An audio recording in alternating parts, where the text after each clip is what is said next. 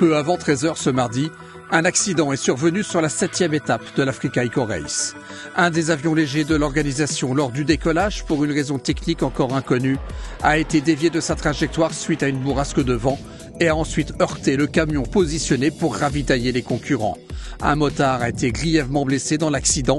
Il s'agit du pilote italien Andrea Perfetti qui a été instantanément pris en charge par les secours. Celui-ci a ensuite été transporté à l'hôpital militaire de Nouakchott. La mobilisation des moyens aériens de secours a contraint la direction de course à neutraliser l'étape au kilomètre 241 pour les motos et 50 pour les autos.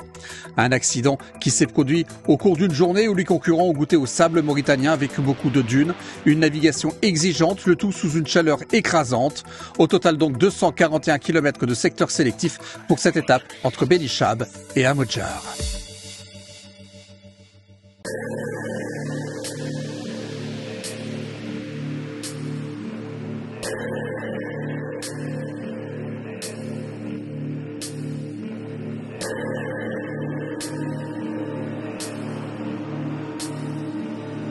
Ce matin, ce sont 64 motos qui ont pris le départ. Et pour Guillaume Martinez-Borona, le rallye n'est pas de tout repos. Il se classe aujourd'hui premier des Rookie Rider by Service.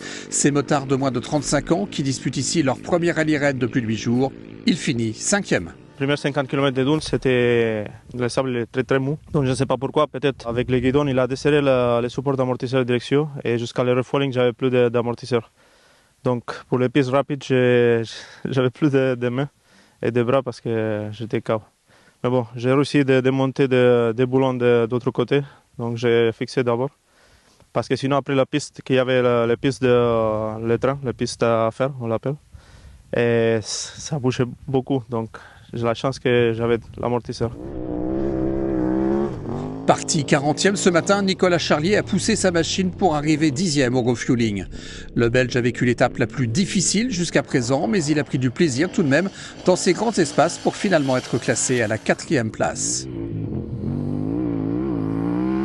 C'était pour moi une des spéciales les plus difficiles depuis le début du rallye. Et on a commencé directement dans les dunes, c'était du sable vraiment très mou. Et je me suis planté une petite fois, il fallait vraiment faire attention parce que c'est une sorte de sable mouvant où la moto plonge dedans d'un coup. On a eu ça pendant pas mal de kilomètres, 30-40 km je crois. Et puis après on est arrivé dans des plateaux plutôt rocailleux. Mais là la navigation était très difficile et là depuis après ce passage dans les dunes, je sais pas, les traces étaient décalées. Donc du coup le roadbook ne matchait plus du tout, il y avait des motos un peu dans tous les sens. Et puis on a de nouveau eu un cordon de dune ici vraiment avec du sable très mou, donc c'était très physique. Pour Scott Britnell, plus le rallye avance, plus l'Australien se sent bien. Le décalage horaire encaissé ainsi que les 36 heures de vol et le voilà désormais régulièrement aux avant-postes.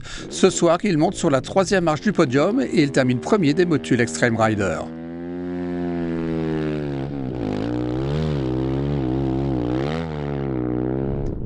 Hier, Alessandro Botturi avait signé son 3e succès de la quinzaine et son 15e sur l'Africa Race. Et bien aujourd'hui, l'Italien a ouvert la piste. La navigation était très difficile et l'officiel Yamaha a tout de même pris la 2e place. La journée a été très difficile, très difficile avec beaucoup de navigation. La piste n'était pas vraiment très visible. Alors j'ai fait beaucoup d'erreurs tout au long de la journée. Mais bon, j'ai tout de même réussi à terminer la spéciale et je suis très content. La performance du jour est à mettre à l'actif du vainqueur de l'an dernier. Parti très loin, en 26e position et surtout avec de forts maux de ventre, Jacopo Ceruti a attaqué comme un fou. L'Italien est arrivé épuisé. Il a mis de très longues minutes avant de pouvoir récupérer.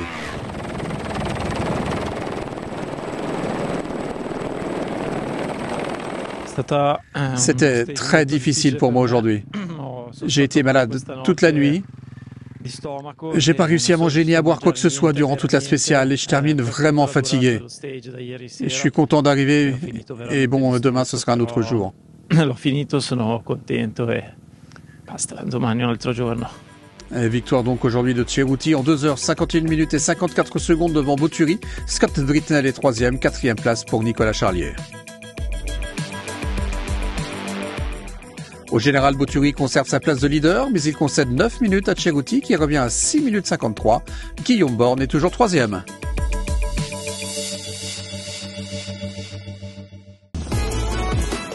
Dans la catégorie des autocamions SSV, on trouve aujourd'hui dans le top 5 3 SSV. L'an passé, Philippe Champillier avait terminé deuxième de cette catégorie. Cette année, il est venu avec l'ambition de jouer la première place au volant de ces drôles d'engins, très légers, très maniables et très agréables à piloter dans le sable et dans les dunes. C'est une machine après qui est très agréable à conduire, à piloter. Point de vue coût, c'est une machine abordable pour, on va dire, monsieur tout le monde. Parce que le prix de base, c'est 35 000 € par rapport aux voitures usines où là on dépasse les 400, 500 voire plus.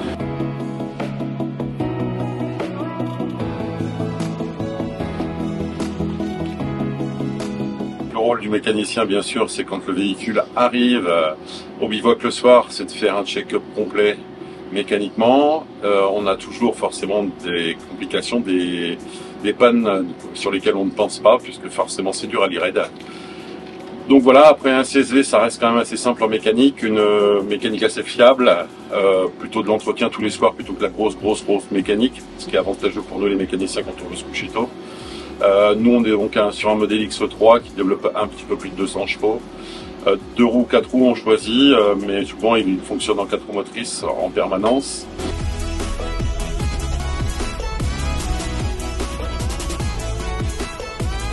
Ouais, je dirais plus que le SSV, moi je viens de la moto d'enduro, ça fait 32 ans où je fais de la moto en compétition. Et j'ai eu de nombreuses fractures, donc la moto c'était un peu à mettre de côté parce que j'ai plus le droit de me casser. Donc c'est pour ça que j'ai rebondi sur le SSV, je retrouve les mêmes sensations, le même pilotage et je m'éclate beaucoup, c'est génial. Ouais.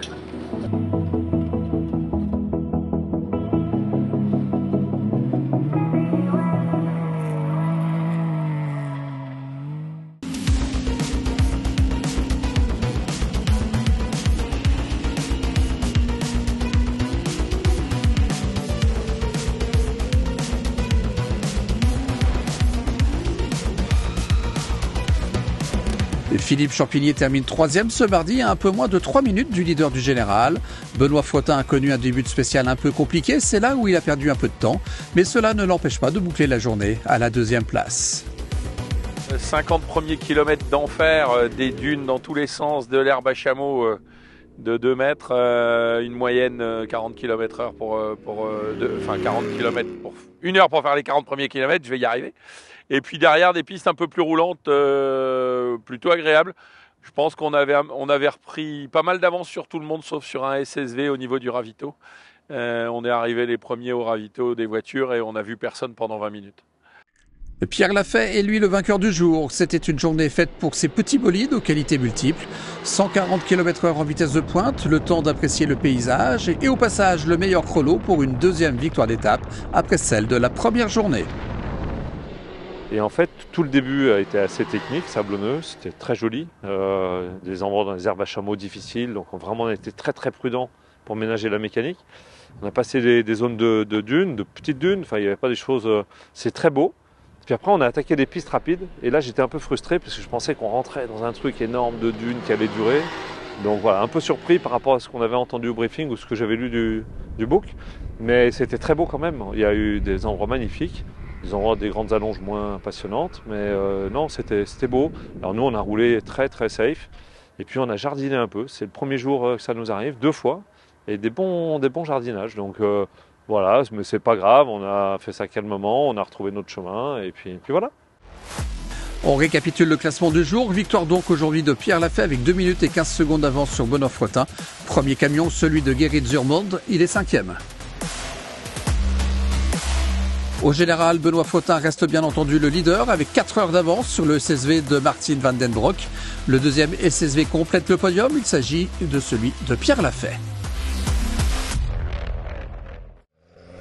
Enfin, dans la catégorie historique, on compte 3 équipages féminins, dont celui de la 338 qui occupe une belle 4e place au général. Hélène Grandery et Séverine Arnaud sont 2 amoureuses des rallyes raids, mais elles vivent leur rallye avec beaucoup de difficultés, car elles doivent faire face à un adversaire qu'elles n'avaient pas prévu. Depuis le début du rallye, on a attrapé un virus. Et puis voilà, on a de la fièvre depuis 5 jours, on n'a plus de voix. Heureusement qu'on a les casques branchés dans la voiture, sinon on ne s'entendrait pas. Mais on fait avec, on se bagarre quand même.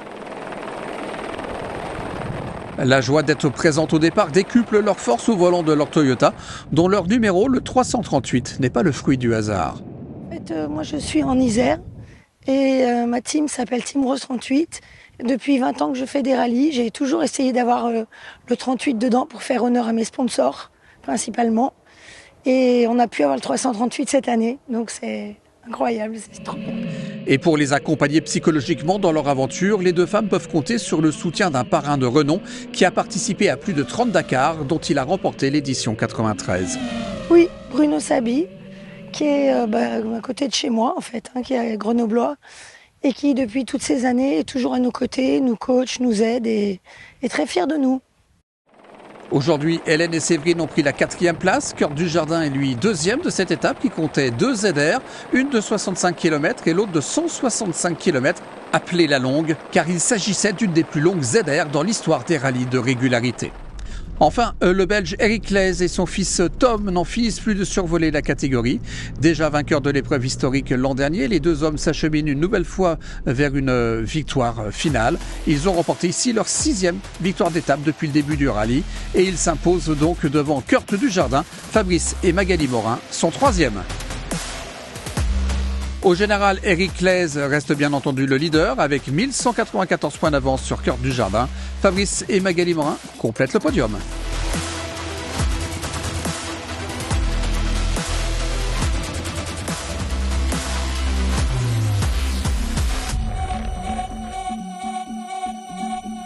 Voilà, c'est tout pour aujourd'hui. Demain, 8e étape.